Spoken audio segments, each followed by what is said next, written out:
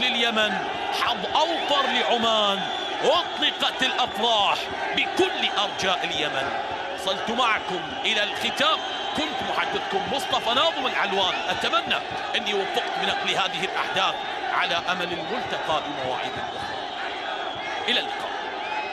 زميلي عبد الرحمن محمد، تفضل لديك الكلمة الآن.